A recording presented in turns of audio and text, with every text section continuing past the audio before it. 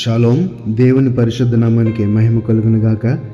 మన ప్రభువును రక్షకుడైన యేసుక్రీస్తు యెహోవా మెస్సీయ నామములో యెహోవా మెస్సీయ ఆత్మీయ కుటుంబ సభ్యులందరికీ నా హృదయపూర్వక వందనాలు, ఉదయకాలపు శుభాలు తెలియజేస్తున్నాను. దేవాతి దేవుడు గడిచిన దినమంతా ఆయన సజీవమైన రెక్కల చెట్టును కాపాడి మరొక రోజును చూచే కృపనిచ్చినందుకే దేవాతి దేవునికి కృతజ్ఞతాస్తుతులు చెల్లిస్తున్నాను. యోనా గ్రంథము 1:16 ద్వారా పరిశుద్ధాత్మ దేవుడు ఈరోజు ఒక చక్కని మాటను మనకు నేర్పిస్తున్నాడు. యోనా గ్రంథము 1:16. అప్పుడు వాడు నాయకుడు అతని యొద్దకు వచ్చి, ఓయి నిద్రపోత, నీకేమి వచ్చినది?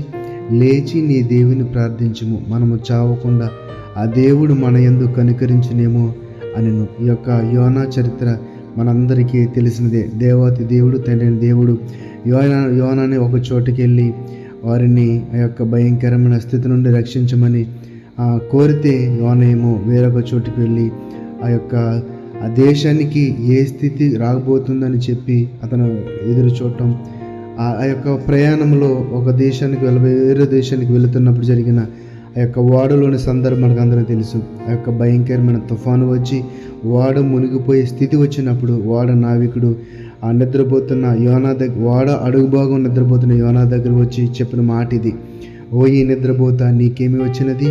లేచి నీ దేవుని ప్రార్థించము, మనం చావకుండా దేవుడు మన యందు కనికరించినేమో అనను. అవును ప్రియులారా, మన యొక్క ఆత్మీయ స్థితిలో మనం చావకుండా, చీకటిలోనికి వెళ్ళిపోకుండా మనము వెలుగును ధరించుకొని వెలుగు సంబంధులుగా ఉండాలంటే ఆ యొక్క నిద్రను వదిలి, మత్తును వదిలి మనము దేవుని సన్నిధిలో ప్రార్థిస్తూనే ఉండాలి. ఆ ప్రార్థన మన యొక్క ప్రార్థనలో లోపము లేనిదిగా ఉన్నప్పుడు మనం వెలుగు సంబంధులుగా, ఆత్మ సంబంధులుగా జీవించగలుగుతామని ఈ మాట ద్వారా మనం గ్రహించాలి.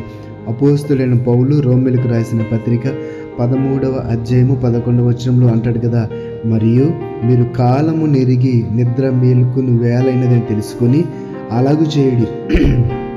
మనము విశ్వాసులమైనప్పటికంటే ఇప్పుడు రక్షణ మనకు మరీ సమీపముగా ఉన్నది. మనము విశ్వాసులం అయిపోయాము, దేవుని సొంత రక్షణ అంగీకరించాము, బాప్తిసం తీసుకున్నాము అని అక్కడితో అయిపోయింది అనుకోకూడదు. దానికంటే ఎక్కువగా మనం ఇంకను ఆ యొక్క కాలము నెరిగి ఆ నిద్ర మేల్కొని ఆ దేవుని నామాన్ని స్తుతించడం, దేవుణ్ణి ఆరాధించడం, ఆయన పరిచర్యలో ఆసక్తిగా మెలగటివన్నీ కూడా మనము చేస్తూ ఉండాలి. చూడండి, మరియు కాలము నెరిగి నిద్ర మేల్కొని వేలైనదని తెలుసుకొని అలాగే చేయడి. మనము విశ్వాసులమైనప్పటికంటే ఇప్పుడు రక్షణ మనకు మరీ సమీపముగా ఉన్నది. కాబట్టి నా ప్రియమైన సహోదరి సోదరులారా, వాక్యము చదవడం అనేసరికి, ప్రార్థన అనేసరికి, దేవుని స్తుతించాలనేసరికి ఎక్కడ లేని మత్తు, ఎక్కడ లేని పనులు, ఎక్కడ లేని ఎప్పుడూ రాని చుట్టాలు, ఎప్పుడు లేని యొక్క బద్ధకం ఇవన్నీ కూడా మనల్ని ఆవరిస్తూ ఉంటాయి. కారణం ఏంటంటే, మనం గ్రహించవలసిన విషయం ఏంటంటే, సాతానుడు ఇవన్నీ కూడా ఆటంకాలుగా కలగజేస్తున్నాడు. ఇవన్నీ కూడా నువ్వు జయించి ప్రతిరోజు నీవు చేసుకున్నట్లు ప్రార్థన చేసుకుంటూ, ప్రతిరోజు నువ్వు చదువుతున్నట్టుగా వాక్యం చదువుకుంటూ, ప్రతిరోజు నీవు పాడుకున్నట్లు పాటలు పాడుకుంటూ దేవుని సన్నిధితో అంటుకట్టబడి ఆయన నామంలో వెళుతూ ఉంటే నీవు ఆత్మ సంబంధిగా, వెలుగు సంబంధిగా నీవు వెలుగుతూనే ఉంటావు అనే విషయాన్ని గమనించాలి. అపోస్తలుడైన పౌలు ఎఫెసీయులకు రాసిన పత్రిక 5:14 అంటాడు కదా, అందుచేత నిద్రించున నీవు మేలుకొని మృతుల్లో నుండి లెమ్ము, క్రీస్తు అనగా మెస్సియా నీ మీద ప్రకాశించునని ఆయనతో చెప్పుచున్నాడు. ఏంటండి? నిద్రించున నీవు మేలుకొని మృతుల్లో నుండి లెమ్ము అంటే, మృతుల్లో నుండి లేవటం అంటే ఏంటంటే, నిష్ఫలమైన అంధకార క్రియల్లో పాలువారమై ఉండకుండా వాటిని ఖండించాలి, వెలుగును మనం ధరించుకోవాలి. ఏంటండి? నిష్ఫలమైన అంధకార క్రియలు అంటే పాపములో బ్రతకకుండా. ఇక్కడ మృతుల్లో నుండి లేవటం అంటే పాపములో నుంచి లేచి జీవమును ధరించుకోవాలి. సమస్తమును ఖండింపబడి వెలుగు చేత ప్రత్యక్షపరచబడినది ఏదో అది వెలుగే కదా. ఈ యొక్క 13-14 ఇది అంటే ఆ మృతుల్లో నుండి లేవటం ఏంటంటే విషయం చాలా స్పష్టంగా కనబడుతుంది.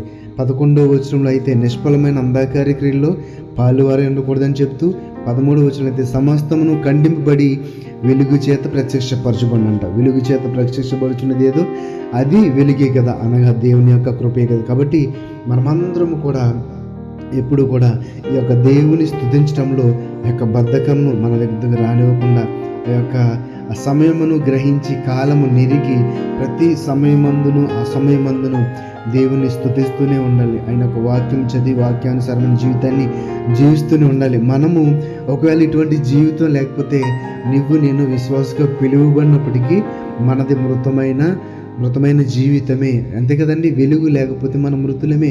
ఆ వెలుగు జీవించాలి. వెలుగనగా ఆ యొక్క వాక్యం ద్వారా, ప్రార్థన ద్వారా దేవుని సందులో దినదినము కూడా మనము బలాన్ని పొందుకోవాలి, శక్తిని పొందుకోవాలి.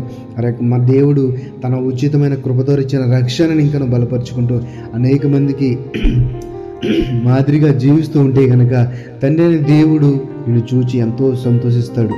ఆయన కోరుకున్నట్లుగా ఆయన యొక్క విరిగి నలిగిన హృదయమును ఆయన చిత్తము చొప్పున బ్రతుకుచూ ఉంటే గనక, మనల్ని చూసి అనేక మంది రక్షణలోకి వస్తూ ఉంటే గనక దేవునికి అంతకంటే సంతోషం ఏంటంటే, కాబట్టి మనమందరం కూడా ఈ యొక్క నావికుడు యోనా చెప్తున్న మాటను మనకు కూడా చెప్తున్నాడు. ఓయి నిద్రపోతా, నీకేమి వచ్చినది, లేచి నీ దేవుని ప్రార్థించుము. మనము చావకుండా, అనగా ఆత్మీయ జీవితంలో చావకుండా ఆత్మీయులుగా దేవుని ఎరిగిన వారముగా, దేవునికి ఇష్టమైన వారముగా ఉండాలంటే మనమందరం కూడా ప్రార్థన చేయాలి, దేవుని ఆరాధించాలి. అట్టి కృప దేవాతి దేవుడు మనందరికీ దయచేయనుగాక. ఆమేన్. పరిశుద్ధుడ మహోన్నతుడ మమ్మల్ని కన్న తండ్రి, ఈ పరిశుద్ధమైన మనకు వందనాలు, స్తుతులు, స్తోత్రాలు. ననేరి యొక్క ఉదయకాల సమయంలో ఒక జీవము గల మాట ద్వారా మమ్మల్ని హెచ్చరించారు. ఓయే నిద్రపోతే నీకేమైనది, లేచి నీ దేవుని ప్రార్థించు. నీవు బ్రతికి ఉండాలంటే, నీవు ఆ దేవునితో అంటు కట్టుబడి ఉండాలంటే మనం ప్రార్థన చేయాలని నాయన మేమందరం కూడా ప్రార్థన చేయాలని మాతో మాట్లాడారు. అందరూ బట్టి నీకు వందనాలు. ఈ వాక్యమైన బిడ్డల జీవితాలు ఎవరైతే ఇంకా తండ్రి ప్రభా నీ నామాన్ని, నీ సన్నిధిని నిర్లక్ష్యం చేస్తున్నారు, వారితో మాట్లాడినందుకు వందనాలు ప్రభా. ఎల్లప్పుడూ కృప కూడా ఈ యొక్క వెలుగు సంబంధాలుగా, ఆత్మీయ సంబంధం చేసి కృపను దయచేయమని, ఈ యొక్క విన్న మాటను బట్టి నన్ను మమ్మల్ని బలపరిచి స్థిరపరచమని. ఎవరు అనారోగ్యంతో ఉన్నారు, ఎవరు ఆర్థిక ఇబ్బందులతో ఉన్నారు, ఎవరు అశాంతితో ఉన్నారు, ఈ బిడ్డల జీవితాల్లో సమృద్ధిని, శాంతిని, సమాధానం దయచేసి నీ కృపలో భద్రపరచమని నజరేయుడైన యేషువా మెస్సీ నామములో ప్రార్థన అడిగి వేడుకొనుచున్నాము తండ్రి. ఆమేన్, ఆమేన్. షాలోమ్. అందరికీ వందనాలు.